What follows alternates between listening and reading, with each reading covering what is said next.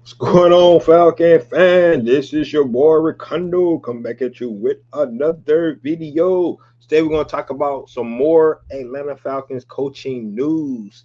Some of the rumors that's out there. It's so many rumors out there, guys. You don't know what to believe. We got some potential, insiders, guys that have predicted stuff before, saying that this could be what the direction going. You had other people going a different direction. So at this point right now, guys, we really don't know what's going on with this Atlanta Falcons coaches search. But I can tell you this much: next week it's all gonna come to a head. It really is. It's all gonna come to a head because guess what, guys? They really do not have that much time. So with that being said, if you have not already, go ahead and please subscribe to the channel. Please go ahead and hit that notification bell so you know when I drop another video. Right? Please let all the people all in the YouTube universe know that this is the place to be if you want to get some real Falcon insight with the mind from Ricardo himself and share it throughout the YouTube universe. And then I'll let you know when we talk about with these Atlanta Falcons. So guys, I'm gonna get right into the video today. What I want to talk about, Eddie says, what's going on, Ricardo? My favorite Cowboy lover. Yes, I love the Cowboys, man. I love to hate on the Cowboys. I don't hate the Cowboys more than I hate the Aints though. So you good on that. So I can say that much. Think Cowboys probably second to the Aints, but the Aints first. 100%. I hate the Aints more than anything. And the Cowboys, I really don't hate the Cowboys. Really, I just hate their fans. So I'm just gonna say that much. I'm gonna say that much. Let's get this coming right here before we get started. Um, Everybody says we need Clint Kubiak. We need to keep our defensive coordinator and get our offensive coach that can unlock all the talent we got on offense. So, so before I go into what I was going to talk about, Dave, this is the mindset. I can tell you this much from listening to most of you Falcon fans and stuff like that. Is that everybody believe that defense is fine. We need to fix the offense, and they need to go get an offensive minded coach, right? That's the sentiment that I'm getting from most of the Falcon fans. Um, but when you look at the coaches that the Atlanta Falcons have been interviewing, if you go look at the list of coaches that Atlanta Falcons have been interviewing so far, um, it's been more defensive coaching than offensive coaches. So that's kind of tells you they might have a different mindset than you guys. So I just want you guys to think about that and get your mind right around. It might not be an offensive minded coach, and you hopefully whoever they bring in a good offensive coordinator to get this offense the way it's going to be going. And I'm going to talk about it just a little bit more, my mindset on that, because I'm trying to keep an open mind because it's so fluid. Um, it's a whole new leadership, going on with the Atlanta Falcons right now. So we got to kind of not look at what they used to do and maybe what they're trying to do now. They brought in these consultants and things like that. So we just hopefully we understand what they're doing and hopefully it works. But it might not be an offensive minded coach. But so that's where I really wanted to start today by just saying that because I know a lot of the Falcon fans um, looking at offensive minded coaches and thinking that they're going to go that route. And they might not go that route. I mean, just by the number of defensive coaches they have actually interviewed, and we might just not get what we're looking for in that sentiment. And hopefully, whatever they do, it works in our favor. That's that. I'm just going to say that because I at this point, like I said yesterday, I said my dark horse with Mike McDaniel. But guys, I really don't know at this point because it's like it's all over the place. And I'm gonna give you my point what I'm talking about in just a minute. But first of all, before we do that, what I really want to talk about is the interview cycle, right? And so since there are so many NFL coaching, vacancies out there this year, it's getting a little messy. And what I mean by that, because you got a lot of coaches that's interviewing that's still in the playoffs right now.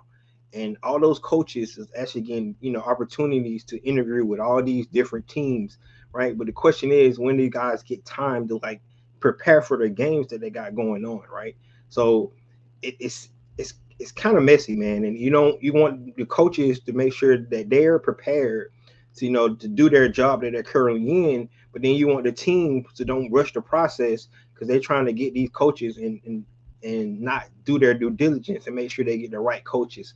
So that's one of the things that that this interview cycle is really hurting, and a lot of the teams right now. What I'm hearing is kind of don't like the fact that some of them feel like we should wait till after the Super Bowl to start talking to coaches. The only issue with that is the combine starts 2 weeks after the Super Bowl, guys. Used to be 3 weeks, right? But when they added the extra game on, go get that 17th game on to the schedule, now it's only 2 weeks away. So that just tells you that NFL season starts like right over within 2 weeks time frame. Then you have these All-Star games. Remember, you still got the Senior Bowl going on. You have the East West Shrine game.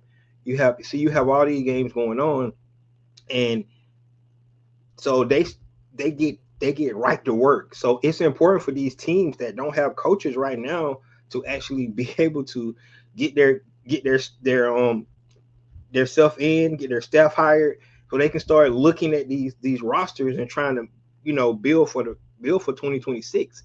So I understand that a lot of teams don't like what's going on. I know it's not fair to the team that's in the playoff because it's really not. Um, I mean, like you heard Robert Sala's interviewing with a team like later on tonight, right? Because that's the only time he's going to have to interview with a team. So he, prepare his team, get ready for the game that's going to happen, right? And then he's going to do a quick interview with a team, right? That's so unfair to the team that's interviewing him and to him and his team that he's coaching. You know what I'm saying? That's so unfair to me. And personally, I just think that they need to figure out something. But I understand that teams got to do their due diligence here. And the saddest part about it is that, like I said, they don't have time to wait till after the Super Bowl. It just wouldn't work because it'll be a time crunch, right?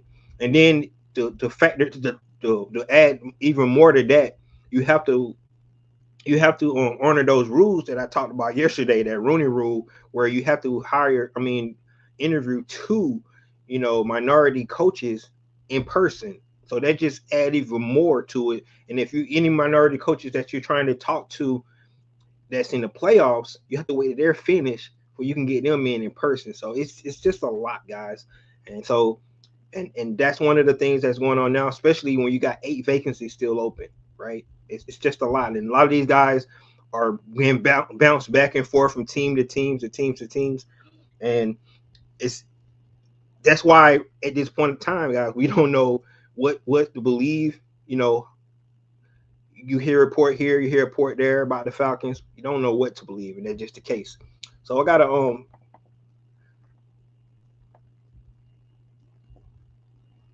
appreciate you for the donation, man. Our defense is good. Our offense couldn't sustain drives consistently, 100%. That's why it baffles me that Zach Robinson's getting all these interviews for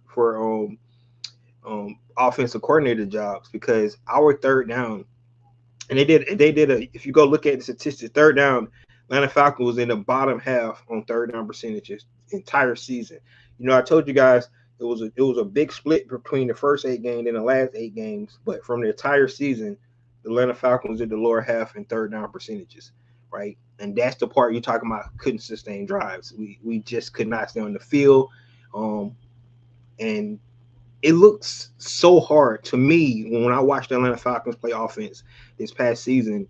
It looks like it was just so hard to move the ball. And then you look at other games and other teams, and the play designs where guys be wide open, and it looks like they're just running a really good offensive scheme. And in Atlanta case, it looks like it was just really hard, like pulling teeth, man. Every drive, like pins and needles, right?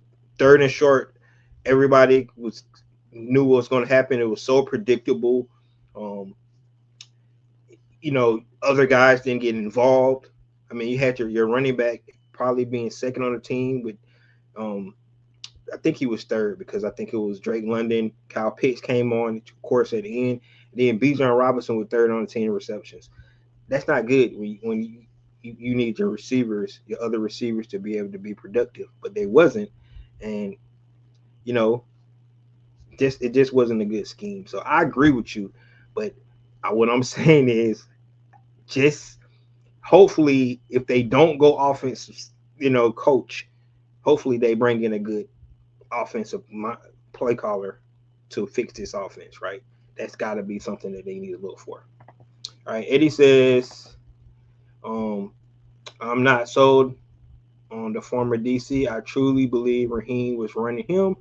I asked anyone to revisit the old Jets intern situation and how things fell off for former DC. Yeah, but you can say that, but at the same time, when you become a head coach, that put a whole different responsibility into your lap as well. So you're not just running the defense anymore. Now you're running the whole team. So that does play a bigger role because you're not just worried about defense. Now you got to worry about the whole team. So when he becoming the intern, you could use that as an excuse. I'm not saying that is an excuse, but I'm just saying he's not just a defense coordinator. He's still calling plays, but at the same time, now he got to get the entire team ready to play and game plans and things like that. So that role changes when you become the intern coach. So I'm tracking what you're saying, but just look at it from that standpoint as well, where you know he himself, you know, just was probably overwhelmed about taking over that position.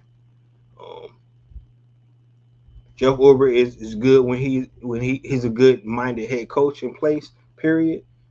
You don't know that for sure. You just don't know that for sure. I mean, we don't know what Raheem was doing. You can assume, but we don't know that for sure. All we know when Jeff Ulbrich was with the Jets, and we know he had Robert Saleh there being the head coach. That defense was top 5 for numerous of years. So he had to learn something. So just think about it that way. Um, I thought GM should interview the head coaches. Why can't they just stop advertising who they interviewed? Because in this case, when we were talking about Good Evening, Miss Maggie, in this case, Matt Ryan is making the hire for GM and coach. That was already talked about when he did this interview. So I understand you saying the GM should hire the coach, but the GM is not hiring the coach. Matt Ryan's hiring both, right? He's trying to make sure they're synced together and the same way, have the same clear vision. But the GM is not hiring the coach. Matt Ryan is designated to hire both guys. So that's why it's in that instance. Um, if and when Kubiak, he will bring along those defensive Seahawks with him, especially when the talent is upstarting. The Seahawks run the similar defensive program like Raheem was doing. Raheem is not here anymore. We need to stop talking about Raheem. He's gone. Raheem is gone. We don't care about Raheem no more.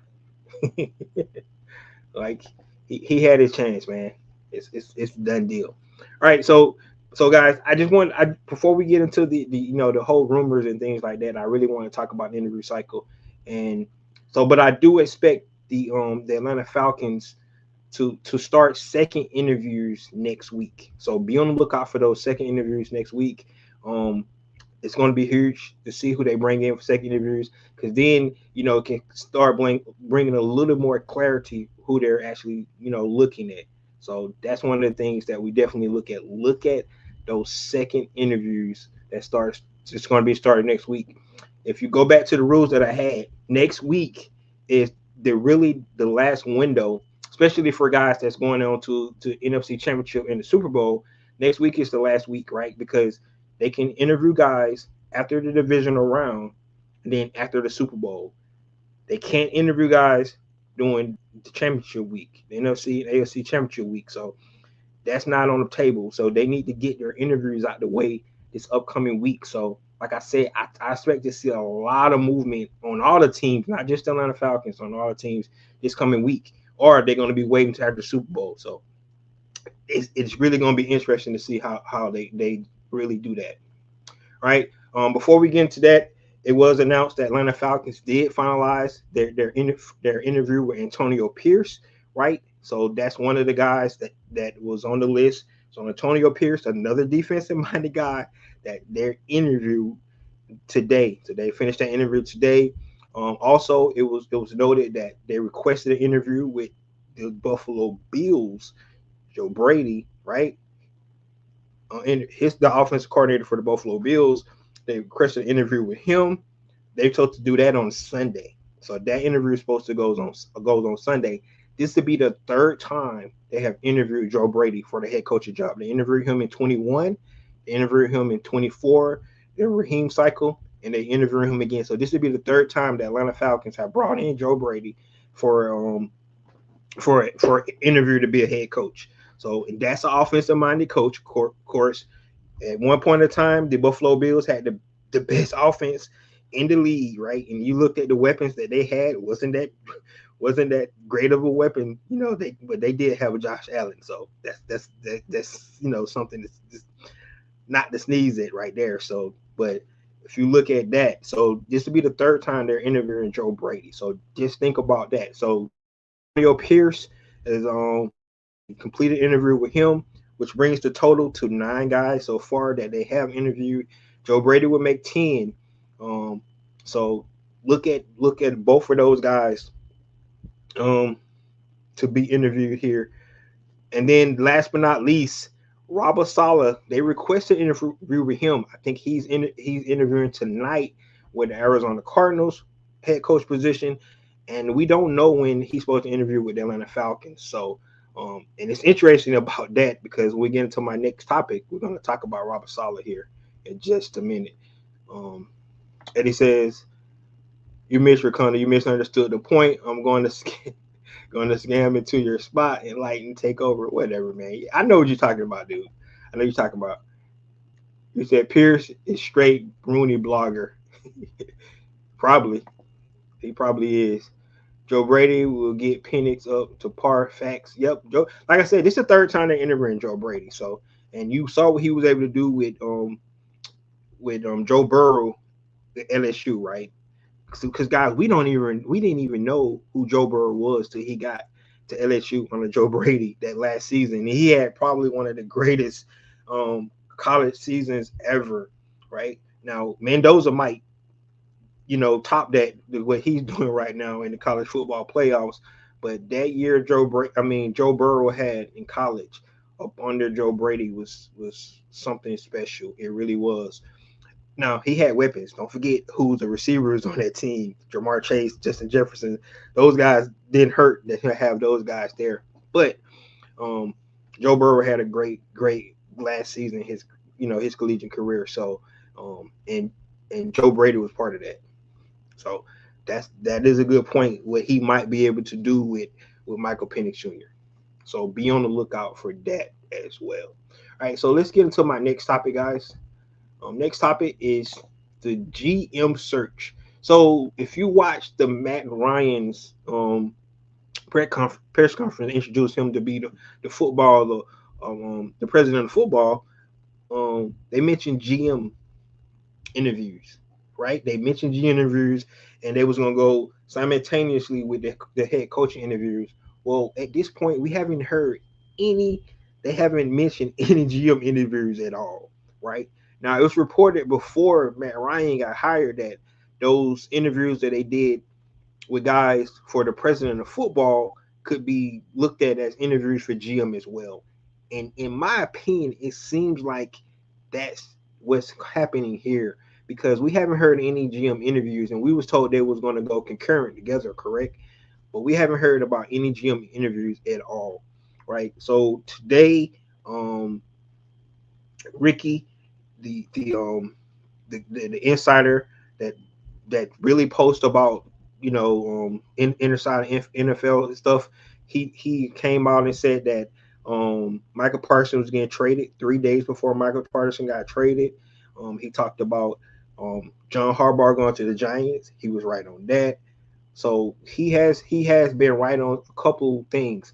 And today he reported that Josh Williams was going to be GM, look like he's the favorite to be the GM for the Atlanta Falcons. Now, if nobody don't know who Josh is, he's been with the San Francisco 49ers for 15 years. He's the director of the scouting department for the 49ers right now. He's been with those guys for 15 years. So he has a lot of extensive work with the 49ers, up under John Lynch. And we have seen the talent that the 49ers have been able to assemble, over the years, right? A team that's been in the Super Bowl numerous of times, been in championship games numerous of times, been in the playoffs numerous of times. And you look at the personnel, the players that they have brought in over that time. You bring that kind of experience in, I think would be really beneficial for a guy like Matt Ryan as well. Bring in somebody that experience that's been, with the organization 15 years, pretty definitely know how the organization should run. I think he would come in and hit the GM spot, hit the ground running, man. Like I said, if you think about the timeline I talked about earlier, we need somebody with experience to come in and be able to hit the ground running. Now we assumed that it was going to be Ian Cunningham because of the ties that Matt Ryan has with Ryan Poles, up in Chicago, but it looks like Josh Williams might be the guy that now is listed as the front runner. Like I said, guys, it's all kind of rumor, so we don't know if this is true that he's going to be the front runner for the GM position. But to caveat with that, they also said that if he does become the front runner, he probably want to bring in Robert Saleh to be the head coach. So when you're looking at that, now that makes you think, right? And I go back to the conversation I had with you guys yesterday about interviewing all these defensive-minded coaches, right? And enter Robert Saleh. Now, like I said, the Atlanta Falcons hadn't even interviewed Robert Saleh yet, so this is why it's kind of they just like he's throwing something up against the wall because they haven't even interviewed the guy yet, and they say he might be the favorite to be the head coach. Well, he haven't even interviewed with the team yet, and we know Robert Saleh's record with the New York Jets. What transpired there. His quarterback situation wasn't ever right there, so I guess you can give him a pass for that. His defense was excellent while he was there. Like I said, the years he was there, his defense was in the top 5 every year. That's really the honest truth. So the defense was there, and if you're looking for an identity for a team, that's where this identity for the New York Jets at the time was their defense. Their quarterback play just was not where it needed to be at all. So if you're going to give him a pass for that, which inserts what's going on to Atlanta Falcons, the quarterback situation is not. It's unknown by it. So he would become in the same kind of situation, and would he be able to handle that, right? Being a defensive coordinator, and then go back to the earlier question about the offensive side of the ball. Who would he bring in to be his offensive coordinator to fix the issues we've been having on offense these last 2 seasons with Michael Penix Jr.? So that would be interesting. So right now, like I said, it's a rumor that's out there. Doesn't mean that it's true, but it's a rumor out there.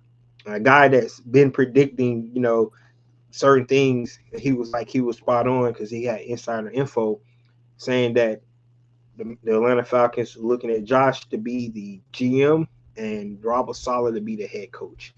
So I have to play devil's advocate here because that's what I'm here for.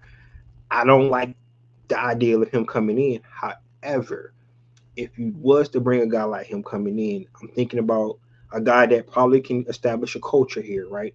And an identity. The identity would 100% be a defensive driven team. That would be the identity, right? And honestly, guys, when you think about Atlanta Falcons, we never really had that kind of identity with the Atlanta Falcons. So it'll be interesting to see,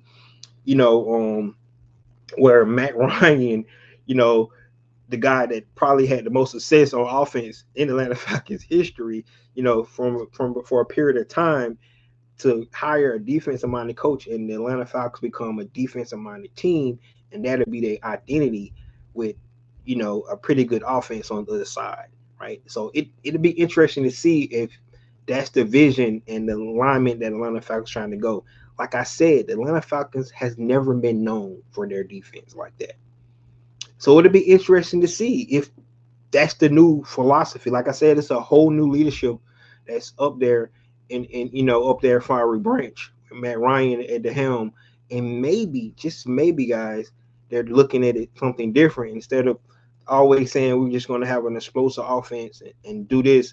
We're going to create an identity where defense is driven, and we're going to make sure that that's going to be our identity, and then utilize our offensive talent to put points on the board, but you are not going to be able to score on us, right? We're going to be hard nosed defense, and something I talked about a couple years ago, where Atlanta Falcons could be, bring that Pittsburgh Steelers, that Baltimore Ravens, that that nasty defense to the NFC South, where most of the teams are finesse teams and like to be pretty with it.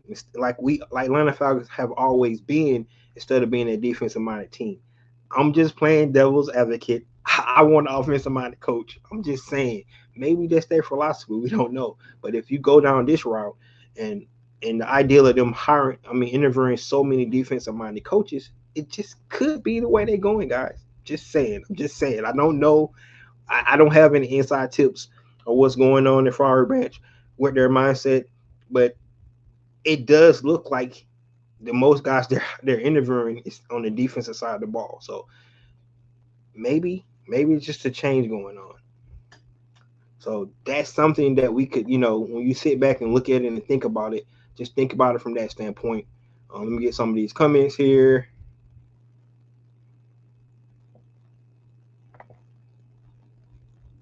I knew he was. JB turned down coaches, hiring jobs just to come to the NFL. Okay. You said Josh Williams is a strong candidate from the 49ers. He is. And just for you guys know, he was the runner-up for the GM position last year for Jacksonville Jaguars before they brought in Trent Baalke. So he was almost the general manager for the Jacksonville Jaguars last year. So he does have the experience. This guy is an Ivy leader. He's smart. So it would be a good hire. It would be a good hire. I'm not really versed on all the GMs out there, but just looking at his background and doing a little homework on Josh Williams, it does look like he would be a really good hire. And like I said, with that experience, being with the 49ers organization, a really good organization, would definitely help out our new president of football and Matt Ryan. So, good point on that. He said since Blank kept Jeff Ulbrich, the next head coach would be a great fit because of those players on offense would be Mike McDaniel. Right. So, like I said,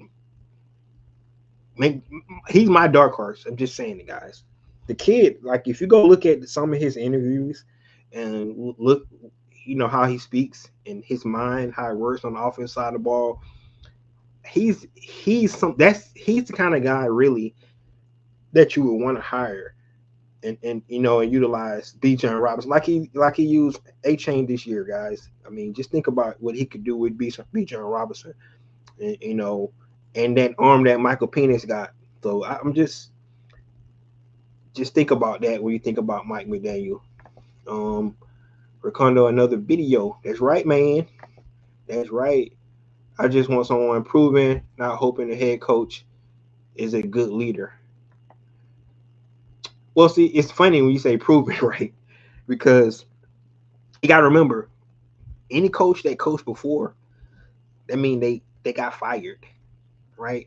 And that means they probably got fired because they had a losing record, right? Most coaches don't get fired because they were winning. Of course, John Harbaugh, that's why everybody wanted John Harbaugh, right?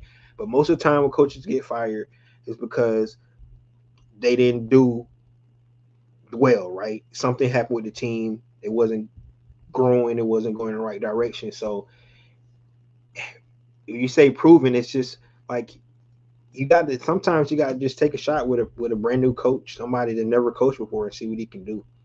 right? Like I said, you might find your next Sean McVay. You might find your next Mike Tomlin by going down that route. So um, it's sometimes it's just a crapshoot, guys. Maybe you never know who you're going to get in there, and then you could find a guy that didn't do so well at one organization and then go to the next organization, i.e. Belichick. People forget he was the coach for the Cleveland Browns, right?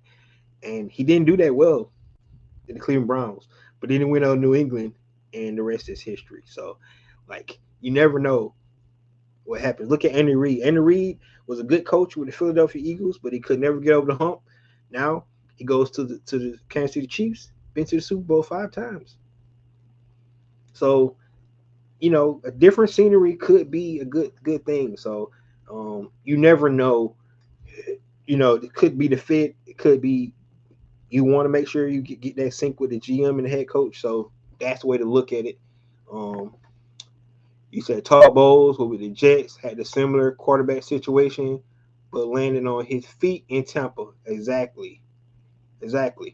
That's what I'm saying. So that's what I say about Robert Saleh. I think you're making a point about Robert Saleh with the Jets coming to Tampa and turning things around.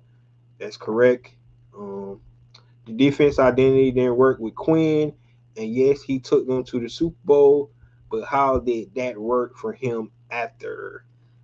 Yes, that is true. That is true. But with Dan Quinn, our identity wasn't defense at all. It was offense. You got to remember, we had the MVP on our team as quarterback. He threw the ball. He threw touchdown to 13 different pass catchers that season. Matt Ryan was was lights out. So even in the Dan Quinn era, it was all about the offense. Kyle Shanahan and Matt Ryan. Like that's what that was all about. So Dan Quinn was a defensive minded coach, but the identity was not defense when Dan Quinn was here. It was all about the offense. They look how much money they put on the offensive side of the ball during that time. Julio, right? Matt Ryan, all those offensive linemen, Grady Jarrett, Chris Lindstrom, Grady McGarry, right? They had all the money on the offense side of the ball. That identity with Dan Quinn was not defense. Even though he was a defensive minded coach, the identity was straight up offense. I'm talking about really going in and saying that we are the 2000 Ravens, right? You're not putting up more than 16 points on us a game, right? I think they said you give us 10 points, we got you. And Shannon Sharp, listen to him say, he said, Ray Lewis say, give us 10 points, we winning. Give us 10 points. Till you go to the offense, give us 10, we winning. Like that's what I'm talking about when I talk about identity defense. I'm not talking about what Dan Quinn was doing because that's not the same. I'm talking about really honing in and saying that you're not gonna be able to move the ball on us. That's what I mean. Right? That's what I mean by that. And I'm not saying that's what I want. I'm just saying that could be their philosophy. I'm just talking, guys. I want an offensive guy. I want points on the board. So I'm with you. But I'm just saying that could be their philosophy. I beg to differ. The early 90s, the Falcons had the second best D in the NFC West behind the Niners. Okay, yeah, you're right. You're right. Defense was good back in the day. Back in the day, you're talking about, I guess you're talking about the year where we went to the Super Bowl with Dan Reeves, right? 1998. Yeah, they had those guys with Darryl Talley and all those guys. Yes, that was pretty good defense. I agree. But we talked about Dan Reeves. Dan Reeves was a great coach. Great coach. So yeah, if you're talking about those guys, yes, but look at who the coach was. That was Dan Reeves, who went to 5 Super Bowls. So I'm tracking on you on that. Um, to be clear, Blank kept Urbic, so it's going to be Jeff's defense. Yeah, but again, he kept Urbic, right? He kept Jeff Ulbrich, but it's going to be up to the head coach who they hire the defense coordinator. So Jeff Ulbrich might still be out the door. Just saying. So you got to look at that because he's still on the contract. They blocked it because they do like what he was able to do. But at the end of the day, whoever new head coach in, they're not going to dictate to him. He have to keep Jeff Ulbrich. So just keep up. think about that. King, what's going on? What's up, man? King Atlanta supporter 1. Falcon will be dangerous. If they can get their shit together, they will be. If they get their shit together, they will be. He said, stop it, the Devils, being Devil's advocate. Just bring the best, most complete coach for the job. Who is that, though? That's the question, man. Who's the best complete coach for the job? Who is it? We don't know, right? People clamoring for Clint Kubiak. Clint Kubiak has never coached before, head coached before, right? So we don't know if he's the guy. We don't know he's the guy. We just don't. Just just got to look at it that way. You said Mike McDaniel was an Ivy League guy. How did that work for him in Miami? Hey, first 2 seasons, he was there for 3 seasons. The first 2 seasons got to the playoffs. First 2 seasons, he got to the playoffs. And they hadn't been in the playoffs in a long time. And he went with a tool who, couldn't stay healthy, and so I'm just saying. I don't want her. I just because if you believe Jeff Ulbrich is a defense, you want somebody to fix the offense. Mike McDaniel by me, but my problem with Mike McDaniel is I don't know if he can lead. That's my question with him.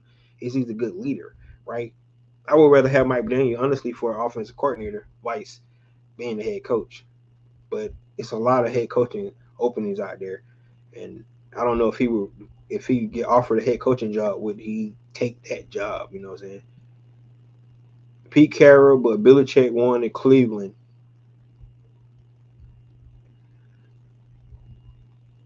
No, Pete Carroll left New England. You guys remember, right? Yeah, Pete Carroll left New England, and then when he left New England, Bill Belichick went. But some people saying that Pete Carroll might have built the New England Patriots that first. But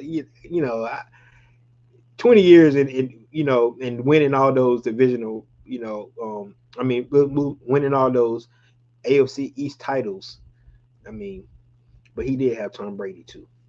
So I don't know how much credit people want to give Bill Belichick. I give him a lot of credit, but a lot of people thinking it was Tom instead of Bill.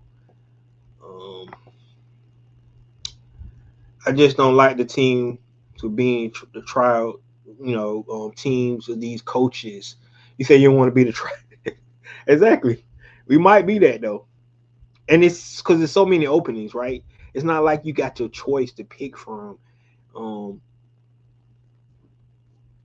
Because it's 8 openings. So somebody's gonna get a brand new coach that ain't never coached before, and they taking a chance on it, whoever it is, and it could be Atlanta Falcons the one taking the chance. So just saying, man, Kyle Shanahan was the MVP. No, MVP was Matt Ryan.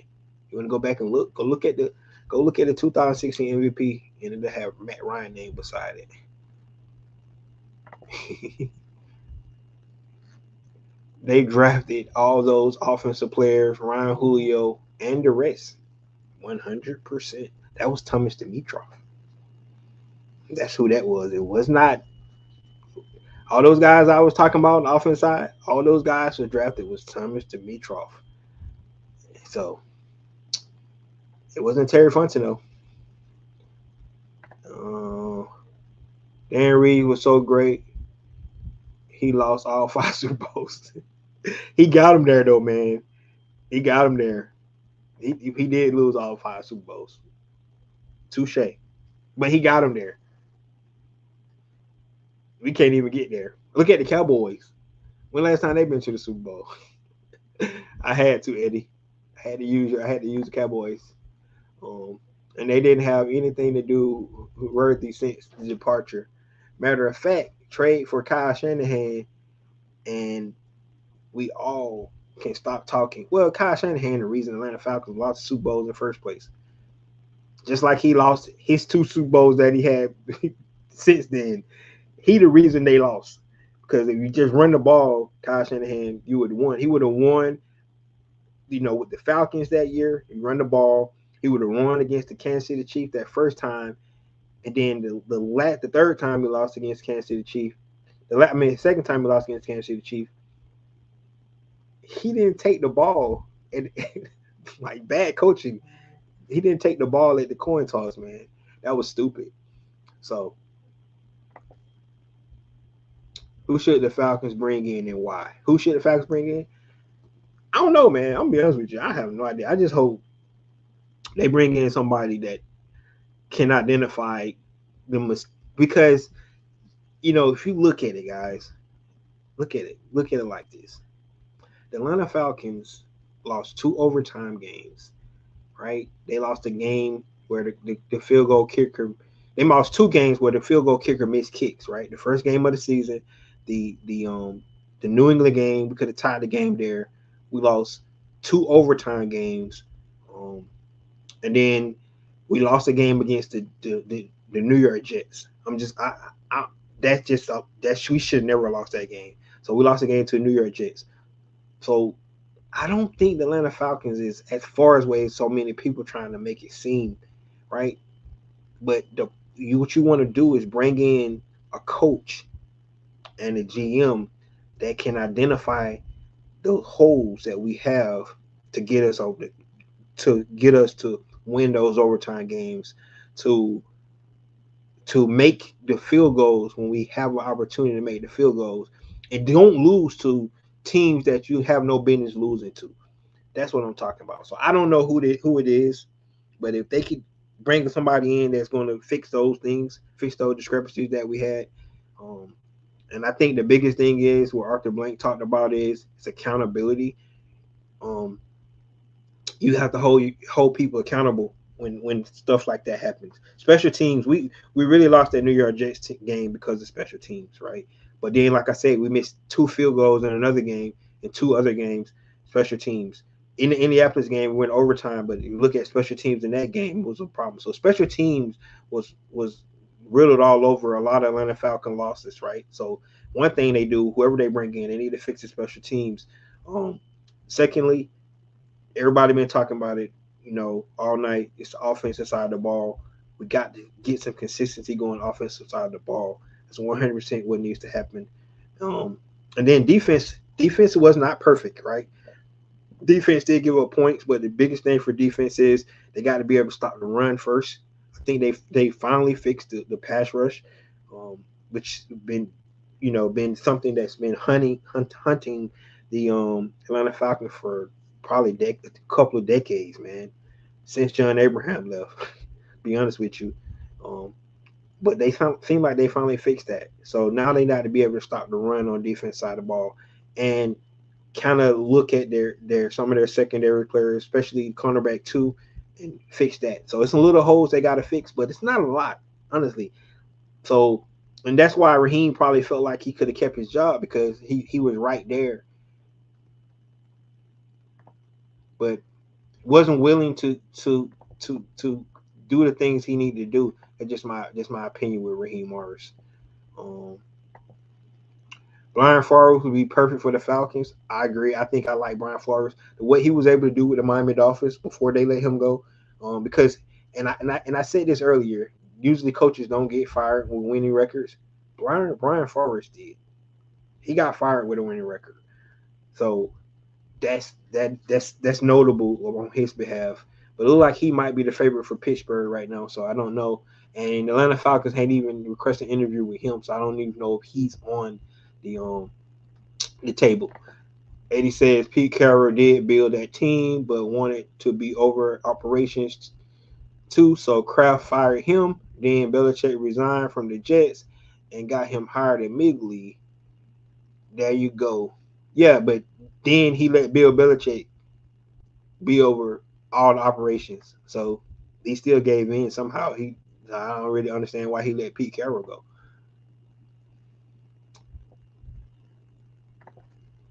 He said Mark Levy has passed away. Yeah, Mark Levy was a great coach too, man. Rest in peace, Mark Levy, man. I didn't say Kyle will win Super Bowls, but he will get them there. He sure will. I agree with that, man. He probably one of the best offense coordinators in the league. I ain't gonna say greatest, but one of the best offense coordinators in the league. The Falcons got to get it together. 100%. I do agree with you on that. He said Dean Fabrizio will be far a good coach and take them Georgia birds to the promised land. Man, please. That dude, that dude can't even start having DUIs.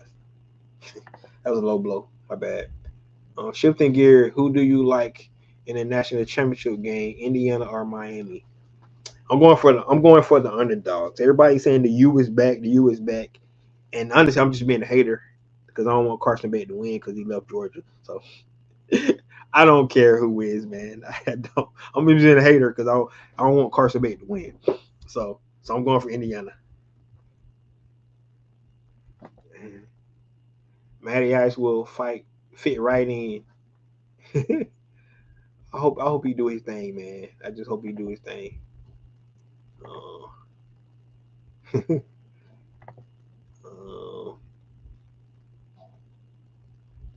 who you going for tomorrow? Hey, honestly, so that's a great question. So I'm going for the Niners because if you all you guys want Clint Kubiak and 49ers win Clint Kubiak, he's free to go. So I'm just throwing that out there. So if everybody want Clint Kubiak, root for the Niners. So Clint can lose and then he can be free to go where he want to go, right? If you want Robert Saleh, right? Root for the Seahawks, and then Robert Saleh be free to go. So look at it that way. That's so. You said the U is underdog. Yeah, yeah. They are the underdog. Indiana ain't lost a game this season, but everybody think Indiana is a fluke team, whatever. I don't. The way they put it on Alabama and who they beat? Who the other team they beat? Oregon. I forgot who else they played. They put on Alabama, Oregon. Man, wow, that's a beatdown. Um, what you got against Carson Beck? He left Georgia. That's what I got against it. And then he gave us freaking Gunner Stockton. That's what I got against Carson Beck. If he knew he wasn't going to pro, he should have stayed at the University of Georgia, and we could have been it. Carson. I mean, Gunner Stockton sucks, man. How about the 49ers win and Clint still ain't with the Falcons? That's true. That could happen because he might. That means he wasn't a favorite. So all these reports that saying that he could be one of the favorites is not true, right? They said, dang, they are underdog. Dang, plus 7.5. They are underdog. That's big too. That's huge. Who should be our general manager? Like I said, I'm going. I'm not a general man. I'm gonna be honest with you guys. I don't know a lot about general managers because I don't really look at that kind of stuff. I guess you look at the teams that build the stuff, but it looks like right now, like I reported earlier, Josh Williams, like he might be the front runner. A guy that was with the San Francisco 49ers for 15 seasons. And if you look at the breadth of talent they have brought in there, I kind of like that. And I think, that much experience would definitely help, Matt Ryan to get into get into what he needs to be doing to being the president. So Josh Williams right now, or maybe Ian Cunningham, like I said, if they still want to go that route. Either one of those guys. Ian Cunningham, a guy who study up under Ozzie Newsome with the Baltimore Ravens as well. And then I wouldn't mind him. And then coming over to be, studying up under Ryan Poles with the Chicago Bears. Look at the team they was able to assemble as well. So either one of those guys, Ian Cunningham or Josh Williams would be cool with me. All right. He says I asked because we need someone tough and not a yes man. 100%. You got somebody to come in, and the coolest part about it is, um, hopefully you get those guys. They got the same vision, so you're not having somebody going against each other, going back and forth. We're like, no, I want to do it this way. I want to do it this way. No, you want somebody that's those guys to not group think and everybody think the same way, but being able to have a somebody get on the same page, and maybe that's Matt Ryan be the tiebreaker. If you guys can't agree, we're going to do it this way. He says, "You okay, Raheem Morris comeback? Hell no, hell no. Raheem is the man. Yeah, Raheem cool, man. He's so cool. I like Raheem as a person, just not as my head coach." All right, what's next, guys? I forgot what else I had here. Okay, so surprise hires, right? So this is where I wanna be here for you guys, and let's we need to have the thought process that we might not get the guy that we thought we was going to get. Let's just be honest about it, guys. They interviewing so many people, and we might just not get who we think we're gonna get. Right. So the reports out there is Kevin Stefanski still one of the favorite guys. Nobody wants Stefanski, right?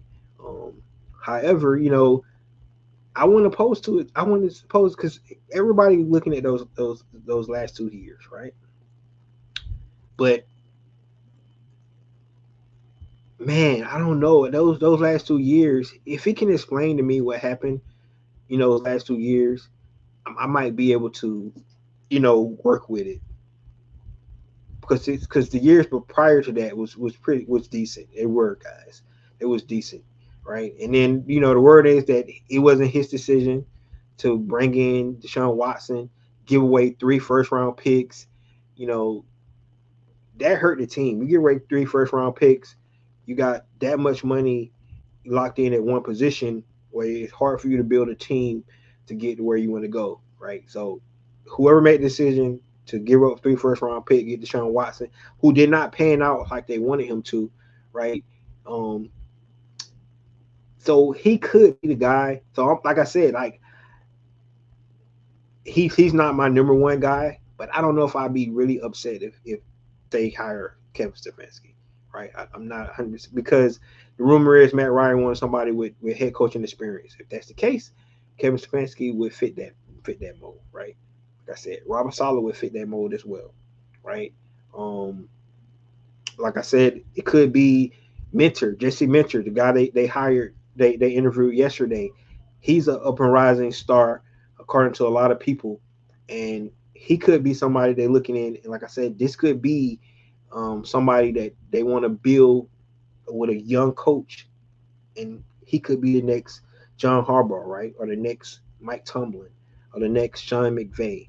That's what they're looking for. Somebody that's young, come in and be a rising star and do something with this team, right? Look at McDonald out of Seattle, what he has done his first 2 seasons as a head coach at the Seattle Seahawks, right? Looking at somebody like that, somebody can come in and build a team up and take the team to sustainability and consistency over the years. That's what you're looking for. That's the kind of coach you want. And if they feel like one of these new guys, like a Jesse Minter, like a Jeff Hafley, right, like a Clint Kubiak, right, all these guys, brand new coaches, had never been head coaches before, they can come in and they could take this team to be more consistent and create sustainability over time, right? That's what you're looking for. So surprise hire definitely be in the books, guys. Right now, when you're looking at it, a lot of people saying Clint Kubiak, a lot of people saying Kevin Stefanski. Right now, the rumor about Robert Saleh is out there, right? But it could be none of those, neither one of those guys. It could be somebody new that come in that Atlanta Falcons really like, could do exactly what Mike Tomlin did to the Roonies when he got that job. He came in and he knocked their socks off. And he was so impressive that they hired him, right? A young coach coming in, defensive back coach coming in, and he knocked the Rooney socks off. 19 years later, he was still there. So you never know how these interviews go. That's why I say it's going to be really interesting when you look at the the second interview list that Atlanta Falcons bring in next week. It's going to be telltale who they got as their finalists, right? That's going to be really, really telltale who they bring in as their finalists. So we don't know who they are. They haven't named anybody yet, but we will definitely know coming up here after this division round, and we'll start to get a more clear idea of who they're looking at. So surprise hire, don't be upset, guys. Let's see where this thing take you, right? Don't let's see where this thing take you and see if the vision of the new regime in Atlanta is where we wanted to go. Because we at this point in time, you might not get your guy you think that's going to be able to turn it around, but this guy has never, if you know, he might not have been a head coach before, so we don't know if that person, whoever they get or who you wanted, was going to turn around anyway. So just keep that in mind. I want to get everybody, you know, not to get so, you know, tied up to one guy, right? Because that might not be your guy, right? So for me, I don't have a certain guy that I'm just so locked in on that they have to get this guy. Because I've seen a lot of fans that they so tied in Clint Kubiak. If we don't get Clint Kubiak, they're going to be upset, right? Some people are tied in on Kevin Stefanski, believe it or not. If we don't get him, then they're going to be upset, right? Some people are so against guys like Robert Saleh, right? So what I'm saying is keep an open mind. Let's see where this thing go and see the staff they build, whoever they bring in, because that's going to be important. You got to build a great staff around you, um, and make sure that you have good special teams. Special teams is a must this year. Um, Offensive coordinator is 100% a must. If they do get an offense coordinator, do they bring in a good quarterback coach for your young quarterback?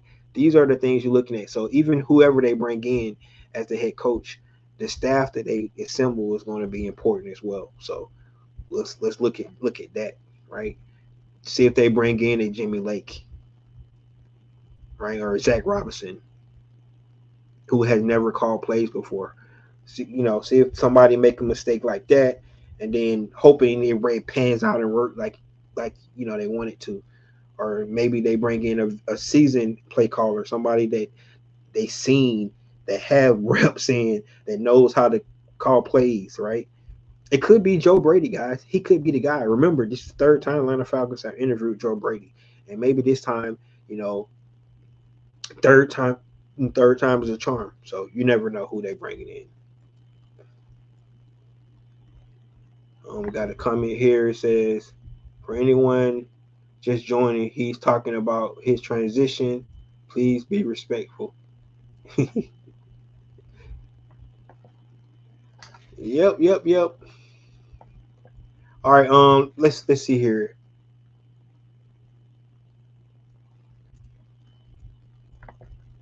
Say Matt Ryan is interviewing lots of different people. Yes, it's not. It's really not like a type of coach he interview. He's all over the place, which is good, man, because you want to get listen to everybody, man, and see how their brain works, and maybe you might find that diamond in the rough. You just might find it, right? So I like the diversity that he's bringing in, the types of coaches that he's interviewing, and hopefully he's able to, deliver the goods this time. All right, this is something that a lot of people been talking about. This is the last topic I'm gonna talk about tonight. Some coaches might go the coordinator route this year, so um, because there's so many offensive coordinator spots open, um, and some of these guys that are interviewing for head coaching jobs are interviewing for offensive coordinator jobs as well. So they might decide that the opportunity to just be an offensive play caller, and reinvent themselves with like the Philadelphia Eagles that need an offensive coordinator right now, or the Detroit Lions need an offensive coordinator right now, or the Tampa Bay Buccaneers you get to work with Baker Mayfield, right? Detroit you get to work with Jared Goff, right? So you're able to reinvent yourself. Maybe you want to take a break from being a head coach, the head man, go work up under one of these teams with a really, really good team like the Philadelphia Eagles or the Detroit Lions or the Tampa Bay Buccaneers, and reinvent yourself and then come back the next coaching cycle after you have proven that you still a brilliant offensive mind, right? And so a guy like Mike McDaniels, right? He's been interviewing all over the place. He might decide that he just want to be offensive coordinator this year. And actually, I think he mentioned that instead of taking just any old head coaching job, you know, in Arizona, let's just say Arizona, right? I don't know if I want to take that job. I don't know what they're going to do with Kyler Murray. I think I go in there, I might be a one and done coach, you know. So I'm gonna just go ahead and be an offensive coordinator this year, and I'm gonna take my time. Kevin Stefanski could also be that guy, you know. Maybe he decided that only offer he got, he didn't like the team. He decided he's gonna go back and be an offensive coordinator somewhere, reinvent himself, and come back and be a coach, you know, the next cycle. So look at guys like that as well to go be a coordinator somewhere else instead of being a head coach, right? Um, so that could be the case. That's one of the things that a lot of people been talking about because you know how they always say all money ain't good money. Maybe all coaching spots are not good coaching spots, right? And they're just especially the nature of the beast, especially your first time coach, and you coming in and the team is in in a rebuild in flux, right? Like we look at the Jets coach Aaron Glenn. He's lucky. He's really lucky that they decided to not let him go after the last because he had a bad season, guys. There's no other way to sugarcoat it. Of course, they started to sell towards the end. They got rid of two of their best players, and Williams and Sauce Gardner. But at the same time, besides that, that was a bad season for the Jets. But guess what? They beat the Falcons. So that just speaks why Raheem's gone, right? The worst season that the Jets could have, but they beat the Atlanta Falcons, man. This just don't make no sense. And if they want to beat us, they probably have the number one overall pick. So that's what you get. You should get Aaron Glenn. You be the get right Falcons.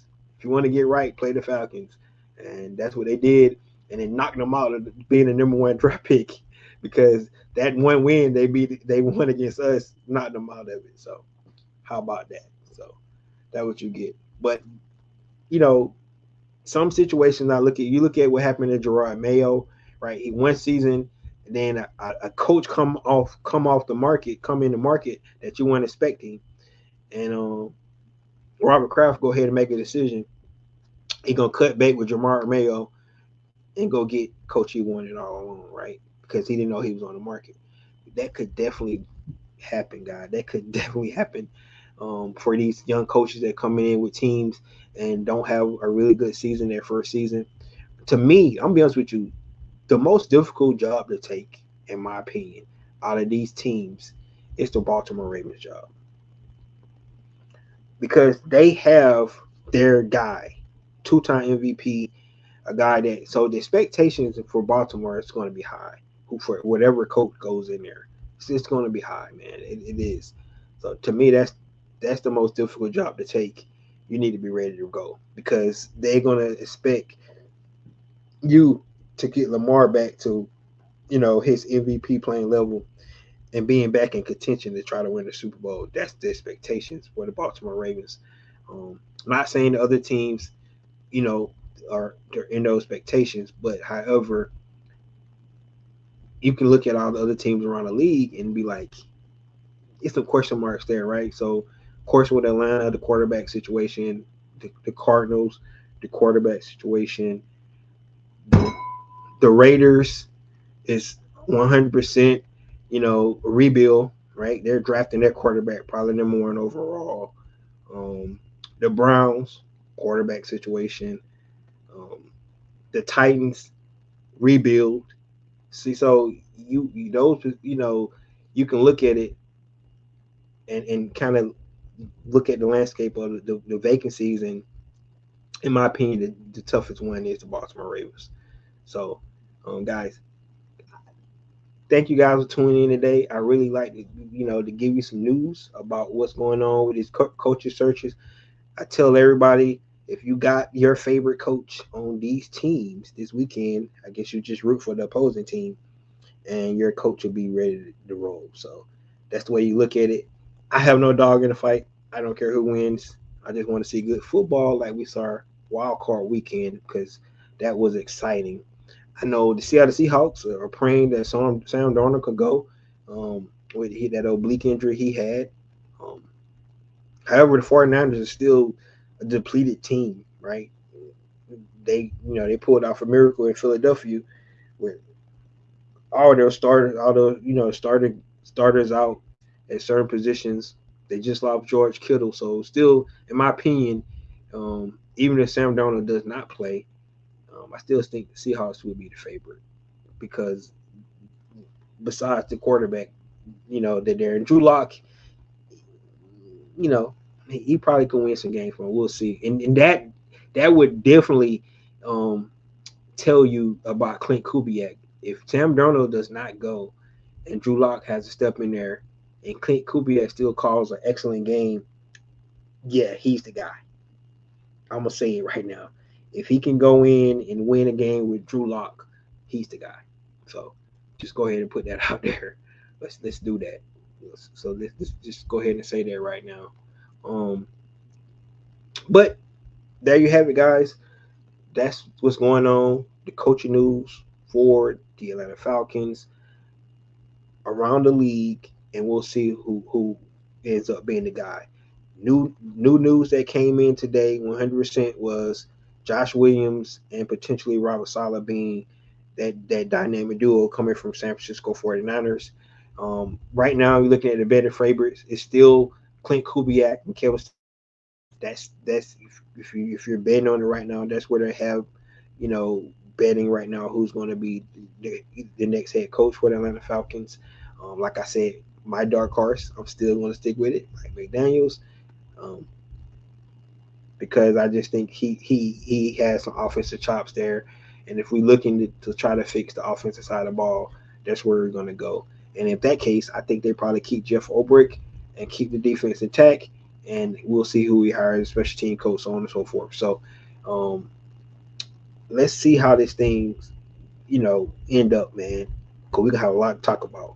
And keep in mind, right after the Super Bowl, 2 weeks later, they're out in Indianapolis at the combine. So whoever the new coach is, whoever the new GM is, they come in, they're gonna be working with their hair on fire, trying to play catch up. Because they gotta look at their roster, identify holes. They got to find out who their own free agents are, right? Do they decide to keep their free agents in house, right? It's so many decisions got to make. So, and they need to do that in that short period of time because before you know it, new league year be here March 13th, and some of those decisions got to be made. Of course, the decision on Kirk Cousins need to be made.